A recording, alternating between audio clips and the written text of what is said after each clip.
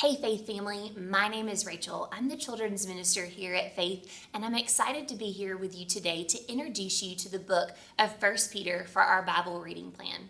If you're like me and you're new to Faith and you haven't jumped into our Bible reading plan, I encourage you to go on our website under our resources to find our Bible reading plan that we are reading together as a church for 2 years. We're going to read through the entire Bible in those 2 years, and we would love for you to join us in that.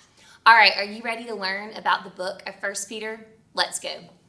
So the book of 1 Peter is a letter written by the Apostle Peter to Gentile believers in Asia Minor. Peter is writing this letter from Rome between 62 and 64 AD. Now, he refers to Rome throughout the book as Babylon, so don't be confused. He's not talking about the ancient city that we find in the book of Daniel. He calls it Babylon because Rome, like Babylon was, is an earthly city that has a lot of power that is opposed to God. In chapter 5, we are introduced to Peter's dear brother in Christ, Silvanus, who pens the letter for Peter and then delivers the letter to the recipients in Asia Minor. The recipients of Peter's letter are identified in 1 Peter 1:1 as living as exiles dispersed abroad in Pontus, Galatia, Cappadocia, Asia, and Bithynia. They are believed to have been persecuted Gentile Christians living under Roman control.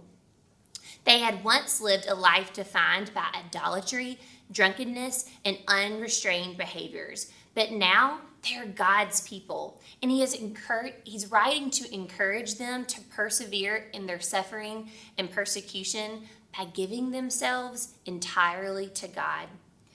The book is a short letter that is broken down into 5 chapters. The letter opens up in a greeting and then moves into a praise to God, and then he introduces the main themes that he is going to expound upon throughout the letter. Peter calls the believers chosen exiles, which is similar language used in the Old Testament to refer to the Israelites. The reason Peter does this is he is showing these believers that now through Christ, they are a part of Abraham's family.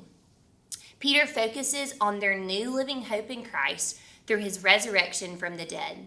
Through Jesus, now they have a new hope, new family, and a new identity.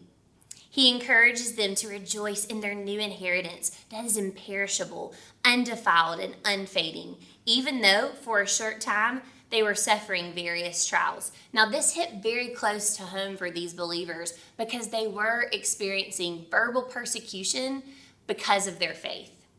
Peter's point to them was that because they have this hope, suffering now becomes a strange gift because it burns away false hopes and distractions like a purifying fire. Life's hardships deepen our faith, and they make it more genuine. Peter continues to use Old Testament imagery to encourage these believers to leave their old ways behind them as they are now the new covenant people through Jesus, the new temple, and the new kingdom of priests. Their new identity is giving them clarity to live out their new roles as followers of Christ. Peter commands them to submit under Roman rule instead of revolting because it glorified God. Peter challenged slaves to submit to their masters, no matter if they were good masters or if they were cruel masters, because this is following the example of Jesus to show love and generosity even to our enemies. He then commands wives to be submissive to their own husbands. And this isn't just if your husband was a believer, but even if your husband was an unbeliever, so that this would be an example to them, hoping that they would come to faith in Christ through the wife's life that is pure and reverent. He then commands believing husbands to live in an understanding way with their wives as they are co-heirs in Christ.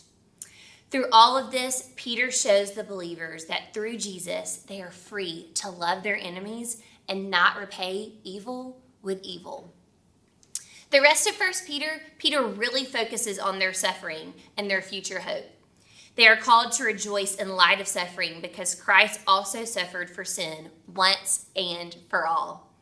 He encouraged leaders in the church to take care of the body At the end of the book of Peter, he reminds them that the real enemy is not the Romans, but it's Satan, who roams around like a lion ready to devour anyone. 1 Peter is a great letter that is a reminder to Christians that there is hope in the midst of suffering.